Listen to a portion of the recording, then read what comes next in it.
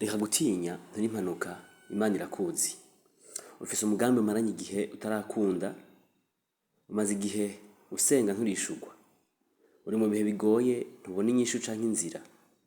Inshuti yanje ndagufitiye inkuru nziza kuri uyu munsi, bana nanje muri 5 ntiwicuza.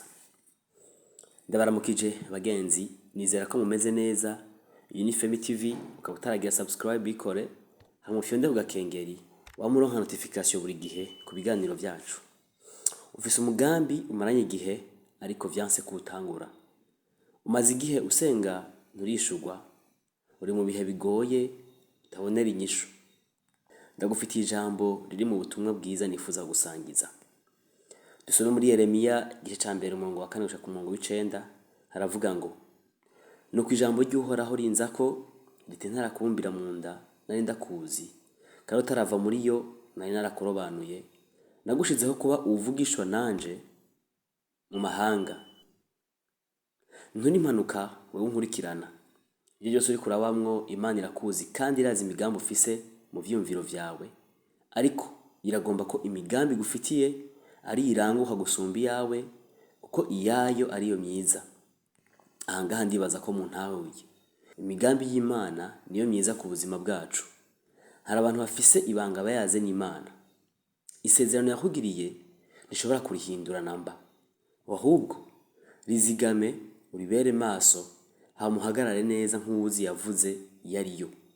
Nta mana yo guhiyerekwa ngo ikwime umutahe, kuko umutahe mukuru ni kwizera kwawe. Hamuhagurukane ivyo wita bike ufise cyangwa ushoboye utangure. Inkuru ya Mose n'Abisirayeli ku kiyaga gitukura, ngira abatari bake murayizi, right? Mu gitabo cyo Kuvayo 14 tubona ingene ku kiyaga gitukura Imana yabwiye Mose iti ramvura inkoni hejuru y'ikiyaga, hama arumvira maze haboneka inzira. Imana itandukanya ikiyaga, Abisirayeli barajabuka. Ngaha Mose yarazi ico afise. Nawe ufise iki Imana yakoresha kugira yiheshe icubahiro mu migambi yawe, mu bikorwa vyawe, mu mutima wawe, ndetse no mu buzima bwawe? Ni ikibazo ukwiye kwibaza. Imana idusaba kumvira no gukoresha ibyo dufise, ahasigaye ikikorera, kuko ari Imana ikoresha ibyo wita ibisanzwe bidasanzwe. Ntutinye, beha guteba urindiriye, uzobironkera mu bikorwa. Tangura.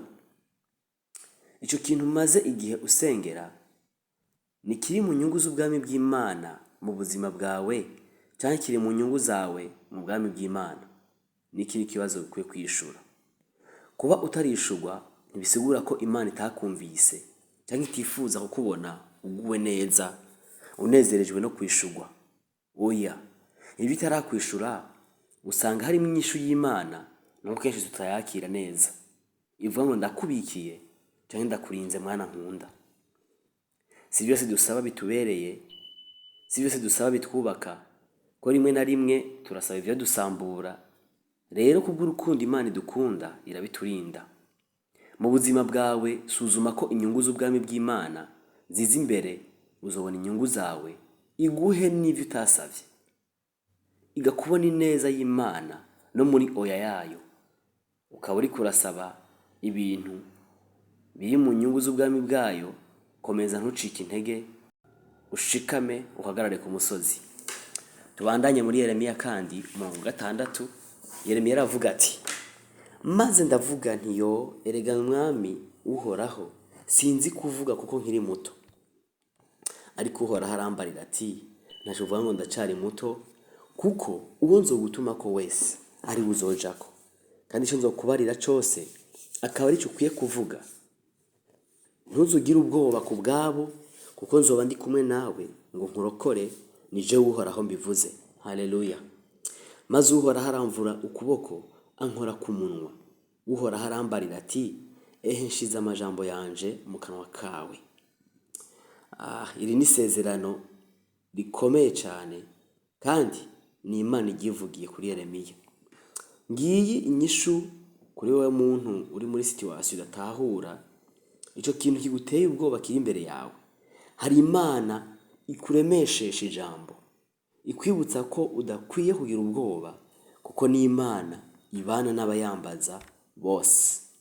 Birasaba kumvira mu byikubwira n'ibyo igusaba gukora. Aho ubona udashoboye hari Imana kugushoboza. Aho ubona kutokwikura hari Imana ishoboye kuhagukura. Ico ubona ubuze hari Imana itanga vyose uyibisavye.